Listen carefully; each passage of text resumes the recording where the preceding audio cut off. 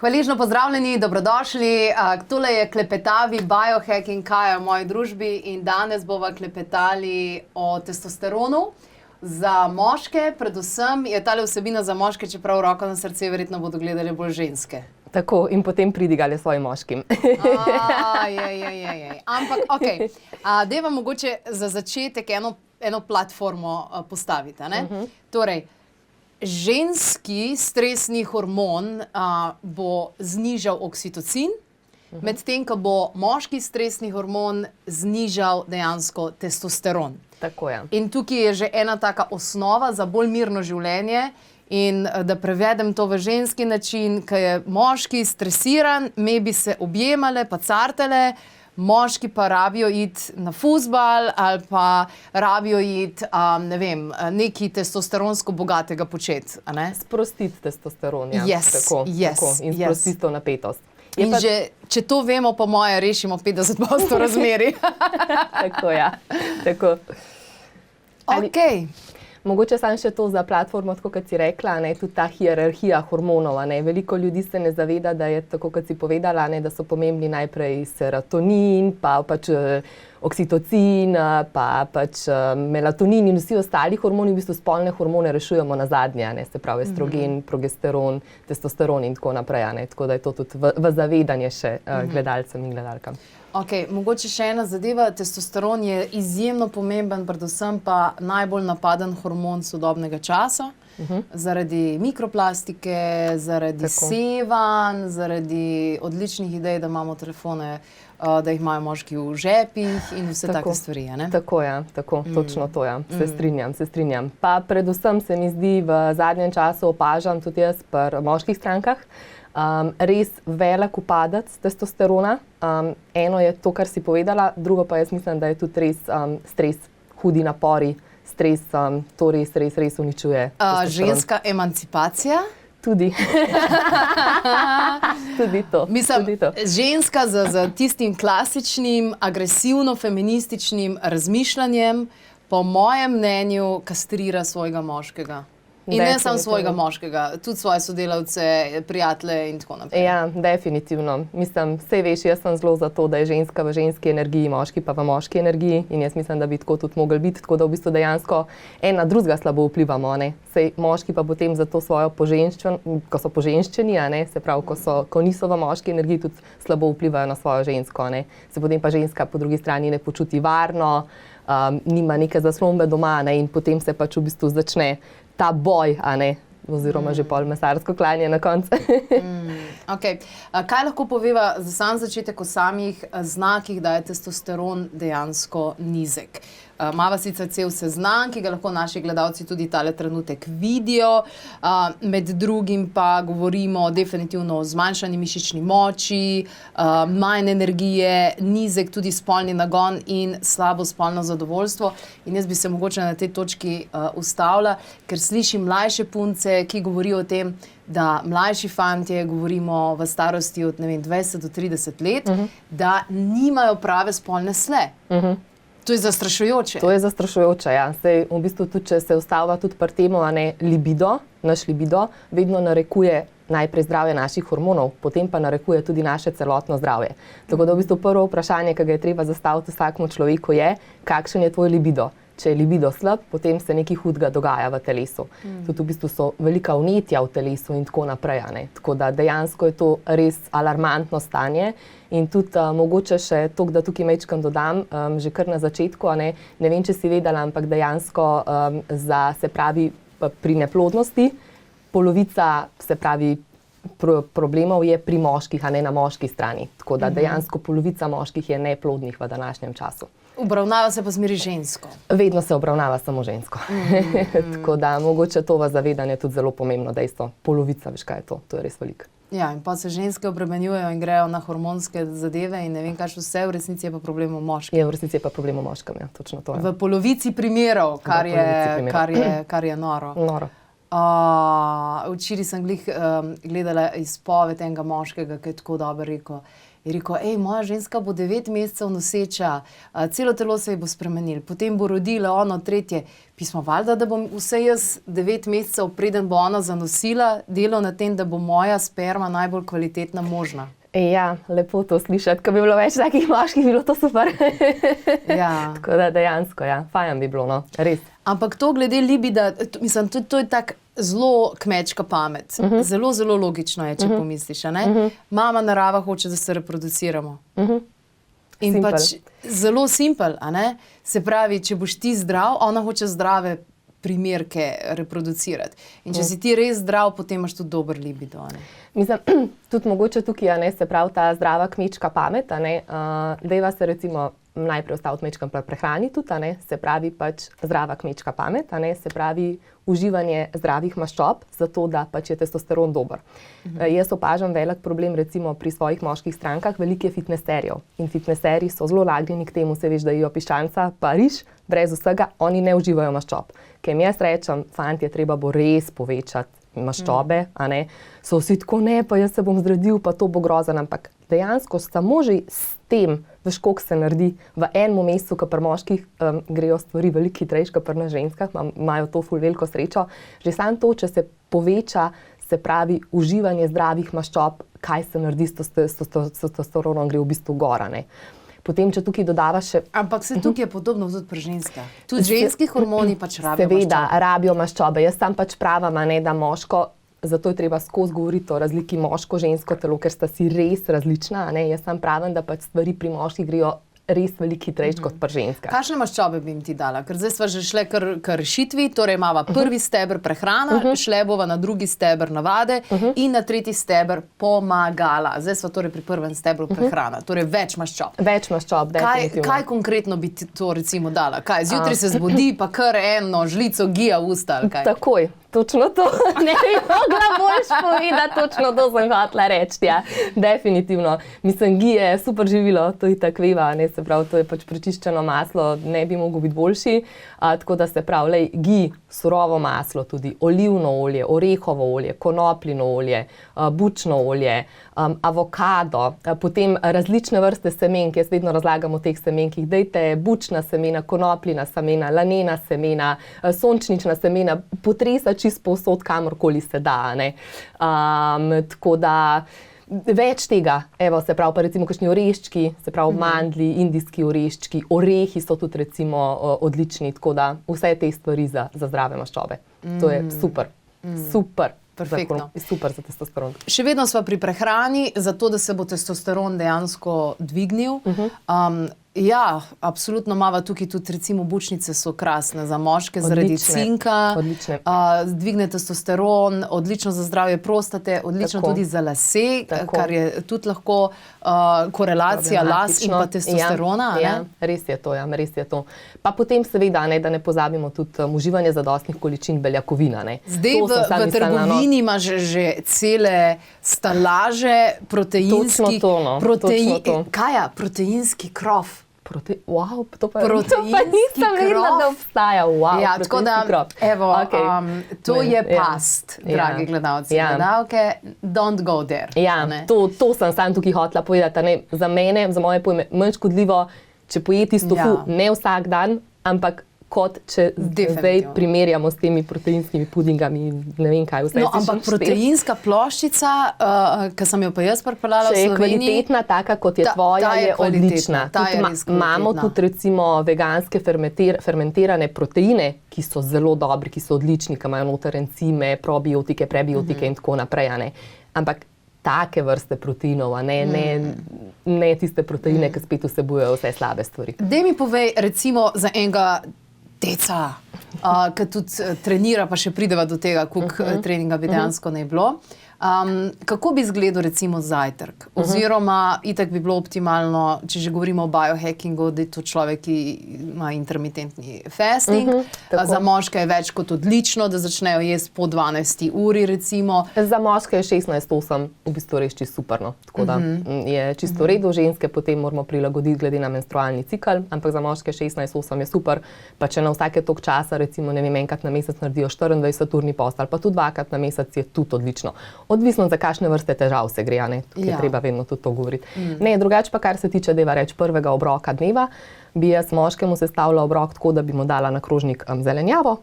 Se pravi, zdaj odvisno v poletnem času, naj bo to recimo ne vem, solatka, paradižnik, paprike in tako naprej. V zimskem času bi mu dala kuhano zelenjavo, ne, se pravi zato, da imamo nekaj toplega. Potem bi recimo jaz dala naprimer 2 jajčka, pa zraven obvezno še, ali zdaj je to 100 gramov, se pravi recimo, ne vem, pršuta, se pravi nekaj, ne, zato, ker 2 jajčka imata samo 14 gramov beljakovin. Se pravi, to je hack.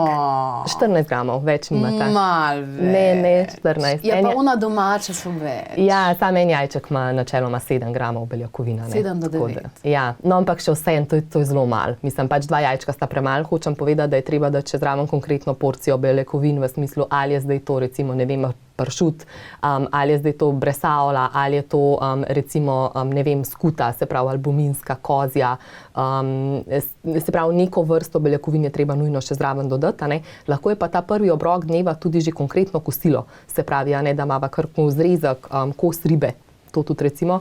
Potem pa bi jaz obvezno zraven spet po temu dala veliko olivnega olja, pa neke vrste semenk, tako kot smo se prej pogovarjali, a ne.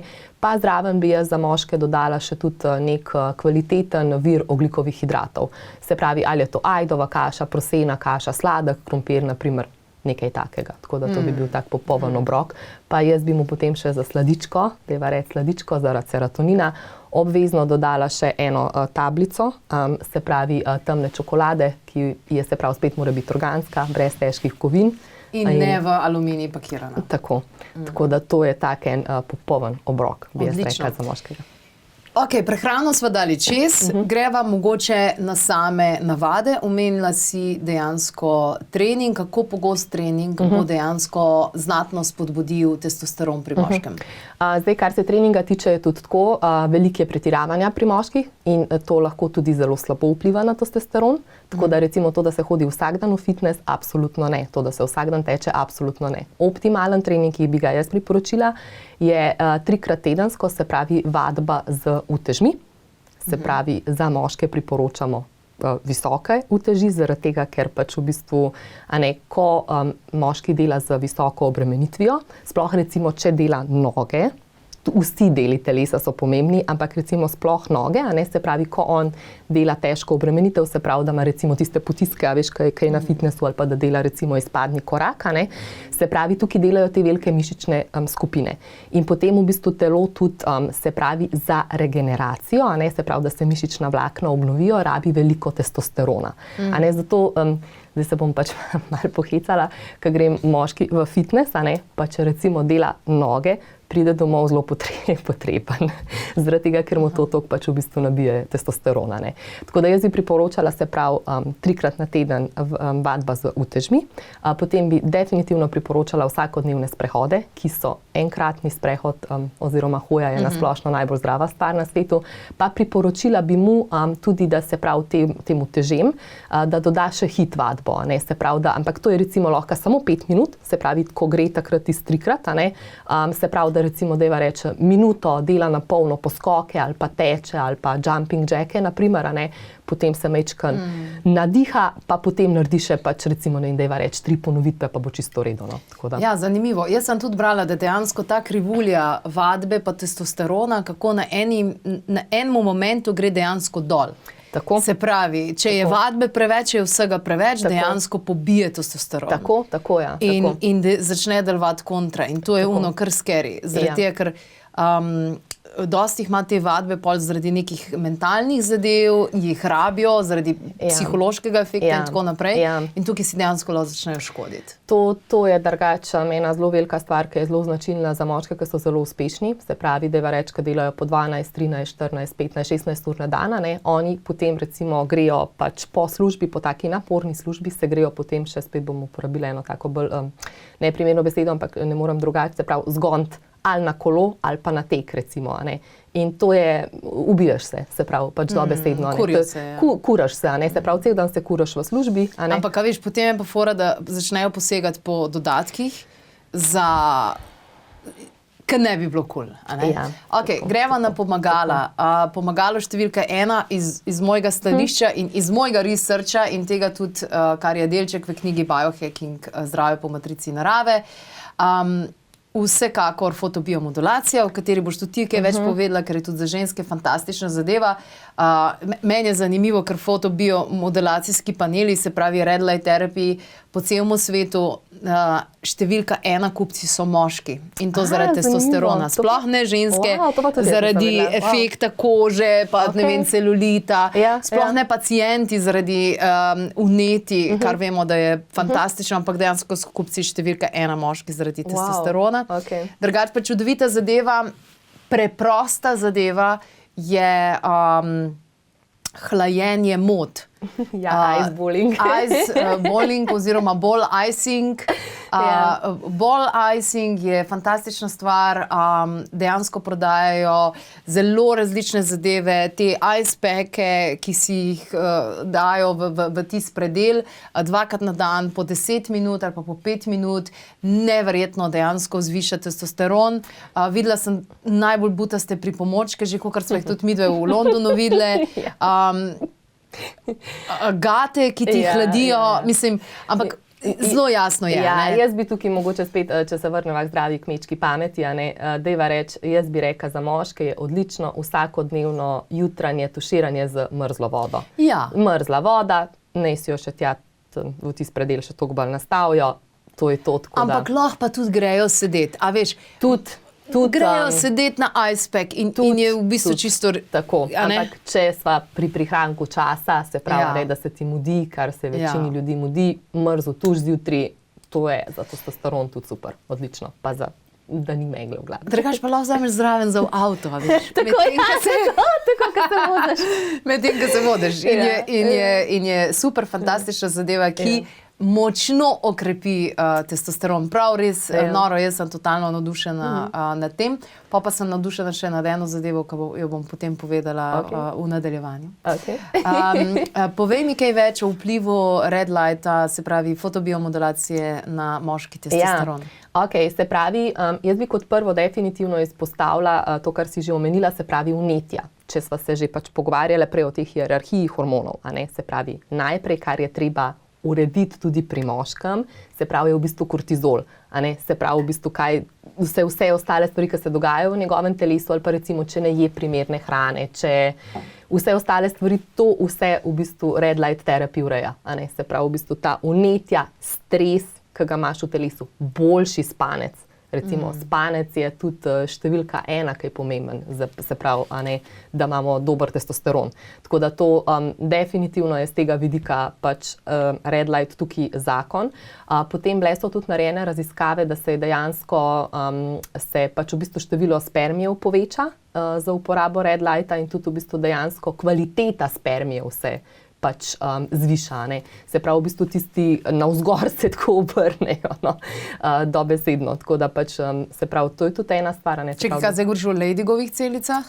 Leydigove celice so pa pač v bistvu odgovorne, ne, to sem govorila o eni drugi zadevi, ampak v glavnem O repkih. O repkih sem govorila. Repki so hitri. Repki so znanstveno dokazano hitrejši, pritrjeni. Tako da to je. Mislim, da se ZU efekt temu reče, nekako neki tazga, nek ZU efekt, se pravi, da pač so repki hitri, pa da se pač navzgor obrnejo.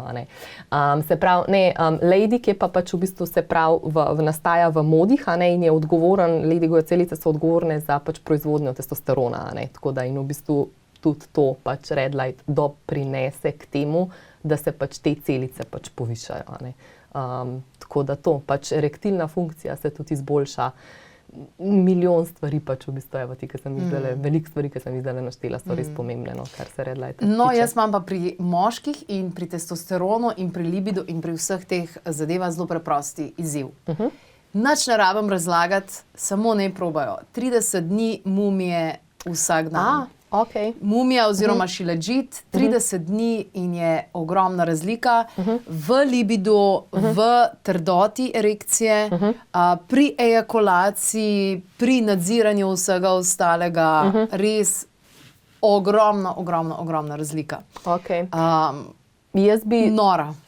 to nisem vedela, priznam, za dodatke, kar jaz vem tudi, da pomaga, je pač cink, omega-3, D-vitamin, boron je drugače tudi odličen, maka je tudi na primer odlična, ne? Tako da recimo neki te dodatki, tudi magnezij, potem da ga dodamo zraven zaradi D-vitamina. Tako da to, ampak to pa nisem vedela, tako da ta kombinacija skupaj bo odlična potem. Absolutno. Skratka, poročajte, kako bo šlo. Hvala lepa za tale pogovor. Sicer pa povzetek vsega tega najdete na klepetobkavi.js. Tam pogledajte pod novice Biohacking za moške, kjer najdete vse te različne tematike. In pokrovitelj najinega današnjega podgovora je knjiga Biohacking zdravja po matrici narave in pa Goba Boni, da boste lahkotni kot baloni. Hvala, Jasmina. Hvala tebi.